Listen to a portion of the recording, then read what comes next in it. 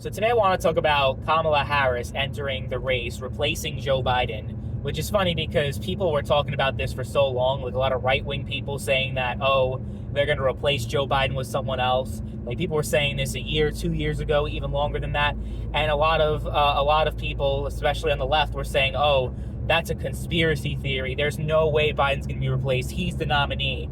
Well, that didn't last. Yeah, he's a one-term president. No matter what happens from here on out, Biden will go down in history as a one-term president.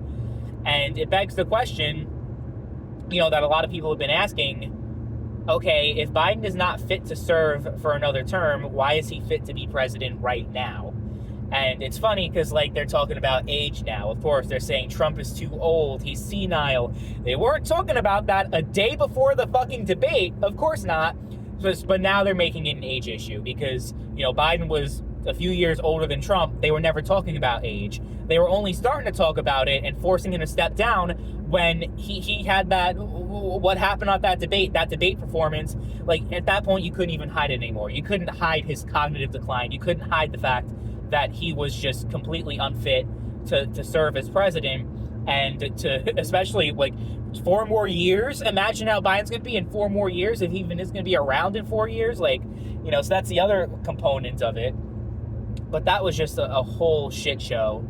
I don't understand why they thought it was a good idea to run with Biden. And then, of course, they pulled the rug from underneath everyone and went with Kamala. Is she going to beat Trump? There's a lot of, if there's any good thing to come out of it, when I mean good for the Democrats. Good thing for it to come out. Now there's a lot of motivation that wasn't there before, because there were a lot of people that are like, well, it's going to be a death march to November. There's no way Biden's going to beat Trump after, all this, the debate performance and him just clearly showing that he is showing early signs of dementia. With Harris, though, you don't have any of those problems, no cognitive issues.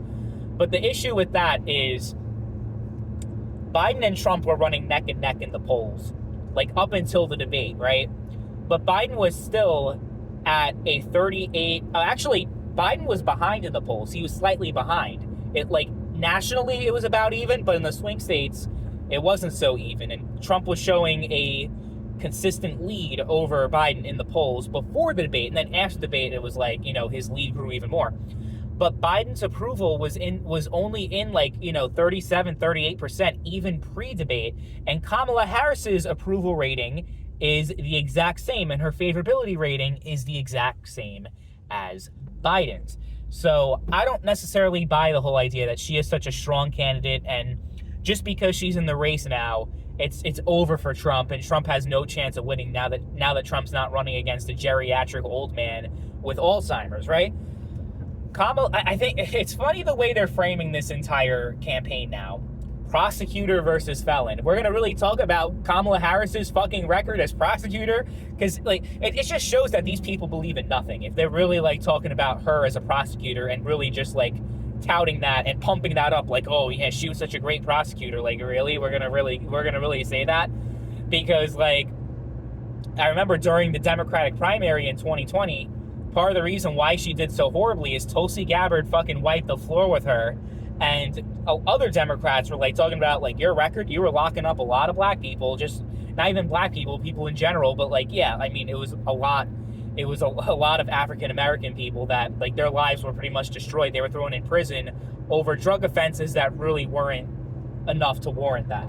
Now people say, oh, she was just doing her job. She was just doing her job. I don't want to hear that fucking bullshit, because, if it was a Republican running who was previously an attorney general and had the same record as Kamala Harris when it came to, locking up people for drug offenses, oh my God, they would have been called racist. They would have been called this and that and this and that. You know what I mean? So these people have no actual, they don't believe in anything. They just believe, if there's a D next to their name, they're amazing. But whether or not, Democrats are excited, that's a good thing for Democrats, in the sense that, yeah, there are a lot of Democrats that were probably contemplating just staying home and not even going out to vote. So now, you got the base motivated again. So, that alone probably increases her chances. But whether or not she's going to appeal to moderate and swing voters, I don't necessarily think that she's going to do better, especially in the Rust Belt. I don't think she's going to do better than Joe Biden.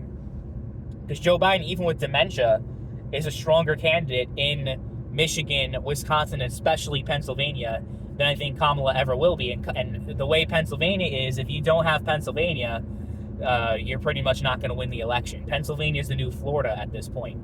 So the way things are shaking out to be, I think Harris will be more competitive in places like Georgia.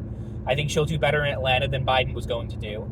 I don't think she's going to win Georgia, though. I think that's still going to go to Donald Trump. Now, there's the variable as to who her VP pick is going to be. In Arizona, Mark Kelly is a very popular senator there. And the thinking is, if he is the vice presidential pick, that Arizona is going to be blue again, and Trump has no chance of winning. I think even if Mark Kelly is the nominee, I don't necessarily think that's going to automatically make like it a Democratic lock for Arizona. And then it poses a question also: is it worth throwing away Mark Kelly in the Senate? For him to be VP? Like, if they truly believe he's the strongest candidate, I guess they might do it. But I think what might cause some pause for the Democrats is that 2024 is already not looking good for them in terms of the Senate. 2026 is also not looking good for them because they're pretty much running on defense mode. All the states that are like Republican that are being held up for re-election, there's very little chance that they're going to flip blue.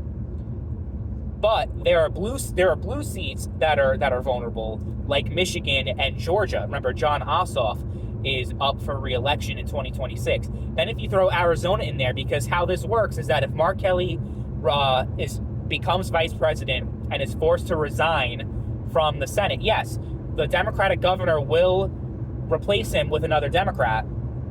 But what's going to happen is a special election is required in 2026. So you're going to have another vulnerable seat because Mark Kelly's very popular. Doesn't necessarily mean whoever they replace him with is going to be as successful. And I think the chances of a Republican flipping that seat in Arizona is much, much, much higher. So even if you have a Democratic president, you pose the risk of pretty much not being able to do anything as far as legislation goes because you're going to have a GOP-controlled Senate for those entire 4 years, from 2024 to 2028. So I don't know if they're going to go that route. And there's also Josh Shapiro in Pennsylvania, but it looks like he's not going to get it since he's a Jewish governor. Obviously, though, them running him would be beneficial in the sense that they would be more likely to get Pennsylvania with him on the ticket because he's a very popular governor in Pennsylvania. The other thing, though, the broad Democratic base may not like him very much because of two things. One, the whole school choice voucher thing. A lot of people on the Democratic side do not like that, and that's a serious issue for them, the whole vouchers and all that stuff. They really don't like that. That alone, though, would probably not be enough to count him out. But the other thing is that he is very staunchly pro-Israel and it actually cracked down on Palestine protests in the state of Pennsylvania. And that's not going to fly for the Democratic voting base. So I think for that reason, he's not going to be in either. So, I mean, the VP pick can kind of move needle a little bit, but I think overall, like that blue wall, talking about Michigan, Wisconsin, Pennsylvania, especially Wisconsin, because Biden was actually doing a lot better with older white voters. I think now Trump's going to do a lot better with Kamala in the race. I hate to say it, but there's a lot of people, just because she's a black woman, that alone, they're not going to really want to vote for her.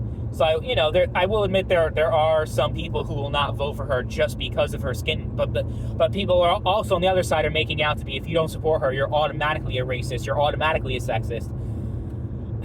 The thing is, she doesn't have the charisma that Barack Obama did. Barack Obama, it felt like change was in the air, that he was a candidate that was going to could just fundamentally change everything. And he had that charisma. He had all that. Kamala does not have that. So just because she's black doesn't mean she's automatically going to do better than Biden, because that's what a lot of people in their head have. As far as polling goes, I mean, we have national polling coming out that suggests that the race is tied nationally. And if it's tied nationally, that still doesn't fare well for the Democrat because of the Electoral College. And we don't have too much swing state polling, so that's another thing. So we'll see how it goes. There's really not much time for Kamala to campaign. She only has 3.5 months, something like that, and the ballots are already going to start to come out in September. Early voting starts like the second week of September in some places.